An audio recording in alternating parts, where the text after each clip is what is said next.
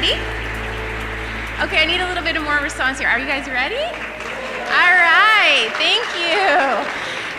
We have our Adults with MPS panel happening now. So we've got 4 very wonderful and special individuals up here from our Adult Resource Committee.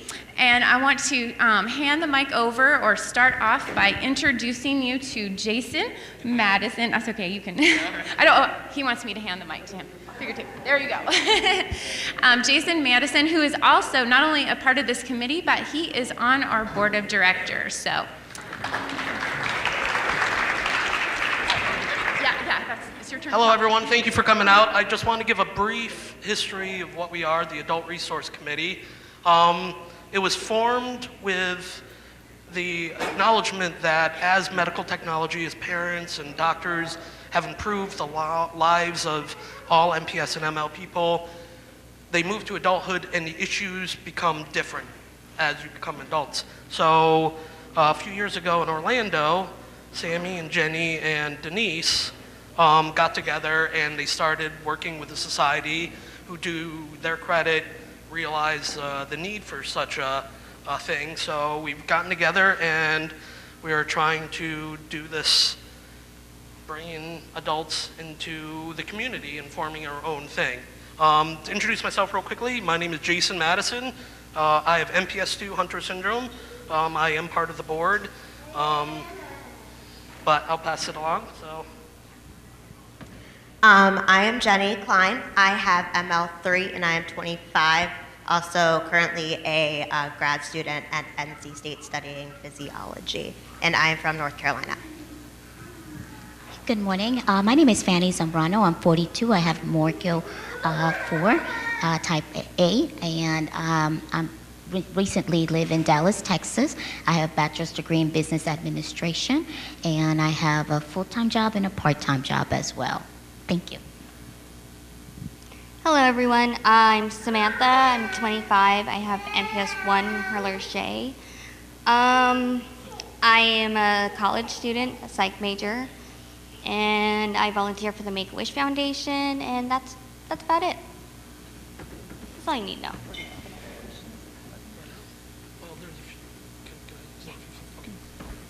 Really quickly, I'm sorry, I'm standing up so you can see me over here because I got the bad seat. I just really wanted to quickly explain what we're doing right now. Right now, we're working on an idea that would make the transition from childhood to adulthood easier, and that's something that we hope to have together by next year. But it's something we put a lot of work into, and it's very important because when you get older, insurance changes, doctors change, there's a lot of issues that are involved with that. So we're trying to put together something that would provide information and ability for adults and their families and their doctors inform this transition. So we also have other things that we want to do, and I'll let the girls. So another thing we're doing is we were hoping that other adults with this disorder would reach out. We want to start an advocacy subcommittee, and if anyone's interested or has any questions about anything, whether it be the committee's projects, life, medical questions, not only us, but the rest of the committee and a lot of members that are adults are always here to answer any questions. So here, we'd like to kind of have an open dialogue with the room instead of it just be us presenting. So adults, parents, kids, what are your concerns? What do you want from us, and how can we help you? Does anybody have any questions we could start with? Yeah, so this is the time where we're going to be giving you an opportunity to draw from their expertise and experience about some of the unique challenges that they have faced as individuals with MPS and ML. As you can imagine, there are all kinds of unique challenges, ranging from, like Jason mentioned, dealing with insurance to things like, how do you navigate your dating life? So this is the time for you to pick their brains and find out. Anybody have any questions? Well, I'll start off with one. Oh no, we got one right here. Hi, my name is Stephanie Cozine, and my son has Hurler syndrome. One of my concerns and questions are, I know there's going to be something later today about transitioning into adulthood, but primarily just continuing that continuity of care. Like, how difficult has it been for you to navigate your health care with transitioning out of pediatrics into adult medicine? So when I was transitioning into adulthood, a lot of my pediatric providers, they're a really good resource to help you through that process with the referrals, and they know a lot of physicians in the community and around that can help you really navigate that. So I would suggest talking to your specialists in that area, because they will know people that are willing to take you on. And in this situation, a lot of our specialists and pediatricians keep us on anyways because of our special needs. So if you're lucky enough to have that, that's great. But if not, they will help you find new providers. I also want to add to that as well. I'm taking the Vimizin treatment once a week, and so I'm with Byerman, and they've also helped me a lot with providing pamphlets, information that is specifically for the medical field, for doctors and nurses, and it's something that I've used and has helped me tremendously with new doctors, the cardiologists, the eye doctors, the lung doctor. I mean, all these that I just either mail the information to them prior to the appointment, so hopefully they can read it in advance. So once I get there, they are little acknowledge of what Morchio and my condition is, and they've done their homework. So when I get there, they're able to ask me the right questions, and of course I'm there to also try to help them as much as I can as I'm going along with it. But I see that very informative, and it helps a lot. So get your information, your pamphlets, get your questions ready, and just let them know, because we have to be realistic. This is one of our rare diseases, so even though they're doctors and they have specialties, they haven't met one of our wonderful personalities yet, so they have to learn as we go. But obviously they have the terminology, the medical, that they're able to combine, and with the other physicians, colleagues, that they can get together and work with that. So thank God there's a lot of more information now for that. And going off of that, a lot of times we do have to teach the physicians, we're learning together because there just aren't as many specialties out there that deal with MPS. So it's, be prepared. You're learning, they're learning, you're teaching them, and so you got to work together on these issues when they come up. And don't forget, can you hear me? Okay. And don't forget, we're here. Anyone, you can contact us, be it the parent, the adult, and hopefully it's not just us. Hopefully we want to connect everyone together. We want to form a community. Yes, we are a committee right now, but it's supposed to be, like I said, a community where we share information, because there are doctors who will refuse to see patients. Even though I've had a good experience with it, Jenny's had a good experience. Have you either had any doctors say, no, I'm not going to treat you? Oh, yeah. Yes. Right. So that does happen, and we've had experience, and I'm sure other adults out here have had these experiences. So you can reach out to us, I'm on the board. You can just go on the website and email me, and I will easily point you in the right direction to someone who may be more familiar with hurlers or whatever. So yes, we're here for you. I was wondering if you could, I'm Lynn Hopkins, my daughter Michelle has MPS 1, she's 13. I was wondering if you guys could all shed some light and comment on sort of going out and looking for those job opportunities, and maybe what resources you were able to tap into. Sometimes it depends on where you actually live, but you probably have had to navigate those waters in addition to the school and possibly the resources you've been able to get at your higher education universities. So jobs and school, and maybe share some information there.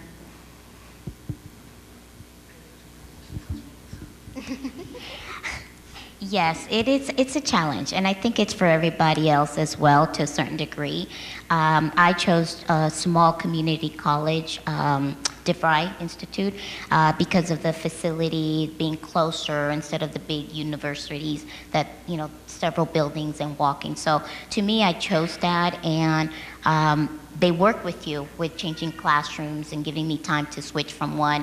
It's just a matter of speaking out and voicing out your opinion with your counselor and what you're wanting to do. So in the school aspect, they were very, very open-minded. They were very helpful, the teachers as well.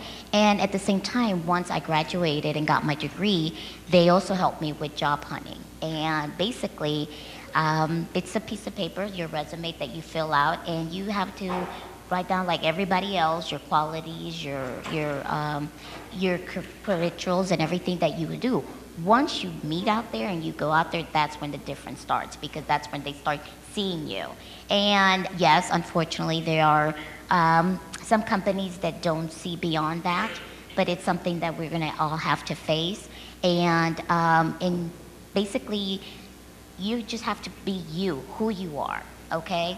Don't let this be an obstacle, okay? You need to be like everybody else. You need to sell yourself and say what you are wanting to offer and what you can do at their job to make that company bigger. What are you gonna role in that company? So basically, don't let them think that because you have a disability, that is going to be a problem for you to perform your job. It's how you present yourself to them, basically. And in the other time, there are other resources while you're looking for work for your daughter to help support herself. There's SSDI, which is Workers with Disability, SSI, and I think there's going to be a speaker later today that'll help you through that. And one thing I had to deal with is I have a sense of pride, and I'm mild. And I hate thinking of myself as disabled. I hate it. Deep, deep visceral hatred for it. But it is who I am. I had to accept that, and the resources were there. And it was very helpful. It relieved a lot of stress in me. It relieved a lot of stress in the family. And it opens the doors to these other programs for job placement, for assistance, maybe finding adaptive tools if necessary. So then you can feel like you're a productive member of society. And the hard part is feeling that sense of purpose, feeling that I am doing something to benefit society, and I am taking care of myself. Even if you do need help, that's such an important mental issue aspect of it. So. Also about college, I know a lot of people are apprehensive. A lot of people with MPS are apprehensive to go to college because they feel like it's going to be too hard, it's going to take too long. Even, some people feel even, community college will be too hard. And there are so many programs within community colleges that work with you and your disability. You can get extra time for your tests, a scribe if you're not able to write. There's audio recording pens that will help in the classes. I have a tram for just the disability community. Will take you from class to class if you can't, walk it, because my campus is literally, I don't know how it's possible to be uphill both ways, but it is. So that saved my life on a rainy day when I need to get to my next class. But it doesn't matter how long it takes, as long as you keep going and you keep trying. One class at a time is, really all you need. And if it keeps you getting out and it keeps you socializing, even for a couple hours a day, it really does make all the difference. And just to add on to what everyone else has said, I know when I was pursuing my undergrad, I was looking at different resources because I was in a wheelchair and I couldn't walk long distances and things like that. And I had a thing at my college called Disability Services, and I'm pretty sure every college has like the same, yeah, they have it. And they are very, very helpful. They help you with all the adaptive equipment you need. They help you get to classes, and at the end, when you're about to graduate, they also help you with the job. And they talk with you, and they navigate you, and they put you in the right direction in order to help you find a job, because as you're going out into the community with a disability, it is a little bit harder, and there may be some things that you have to do differently. So they help with that a lot. I do want to add one other thing too, is I invite all the adults or the ones that are going through high school right now and unsure of what they want to major in or what they want to do in their life. All I can say is that choose something. Go to school, get some technical degree if you're not into the 4-year college. Just get yourself educated. Don't get scared. It's okay. Find yourself something to do. Like he said, we need to feel productive. We have some limitations, but up here, we got it. We got it. And we can't just go to any department store, go to Walmart or McDonald's and work there because of the physical work. But we got our brains, and we can definitely use them. So we need an education. We need to educate ourselves so we can be behind a desk and telling people what to do. So yes, definitely, don't be scared. The young ones, go for it. Just go for it. Don't be scared. I mean, we all went through college. There's help there. Once we yes, it's going to be hard to find a job, but we can. I mean, there is always somebody, good angels out there that would give us the opportunity, and that's all we need. We just got to get our foot in there and get it done. We are productive. We can do it. Thank you. So as each of you started leaving your adolescent years, your greatest advocate probably the entirety of your life was mom and dad. But as you know, it's difficult to impossible from this side of the table to say, let go. But we need to learn how to let loose. So what would you tell your mom and dad, or what would you tell any of us who are listening, how can we let loose?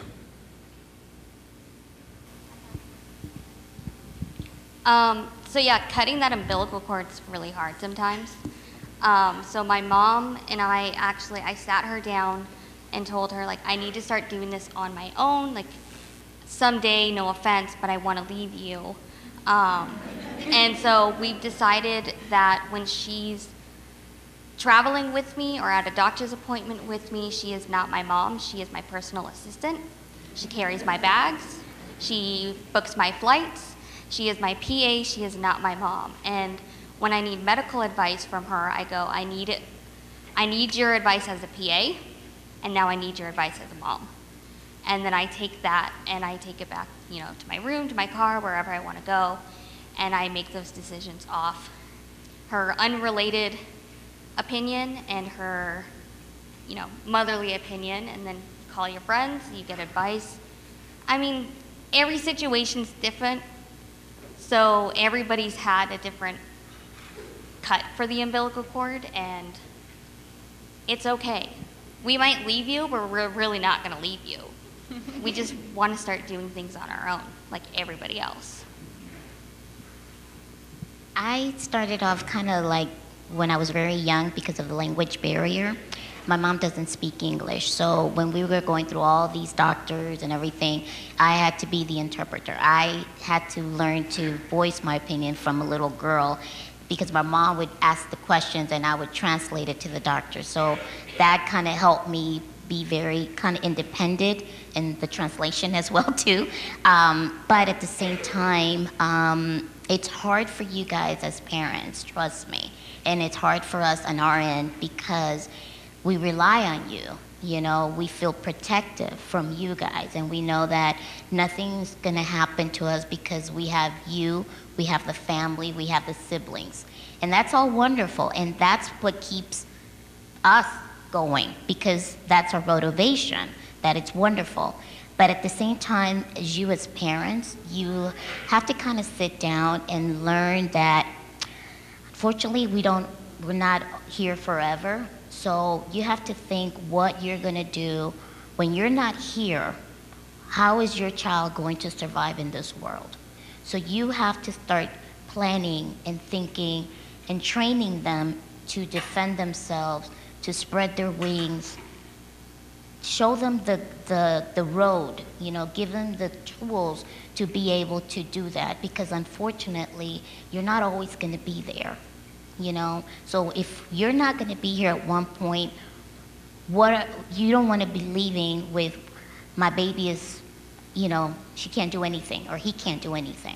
You got to feel that they're able to survive out there with or without you. And you're always going to be there. You're always going to be behind them, watching, if you're going down the road, you're going to be behind them, looking, making sure they made it safely. That is fine. Let them think they're doing it on their own. And then you're going to find that trust.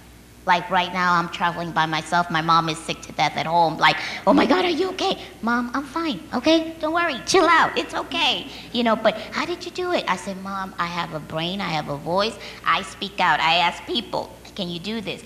Let them do that. When you're with them, let them speak out. Don't, it's hard, but it's a process. It's baby steps. I've got one question back there.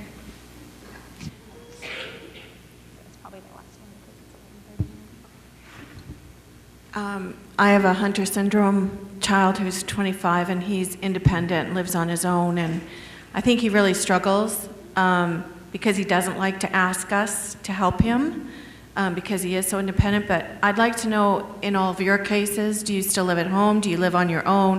What are your independent situations, living-wise, and what are your major challenges that you found doing that, so that we're aware of what Nick goes through? I live by myself. I tend to be a wild rover, if any of you are familiar with that Irish song. No? Okay. I tend to be a rambler. I tend to escape as much as I can, and then I humbly walk back to Mom, like, I need help. Now I gotta run away. The hard part is, sometimes finding friends. It gets harder as adults to begin with, to find friends out of college. When your mobility or your senses and your ability to communicate are diminished, makes it even more difficult. I don't know, that's a tough one. I could take 45 minutes myself just going off on that.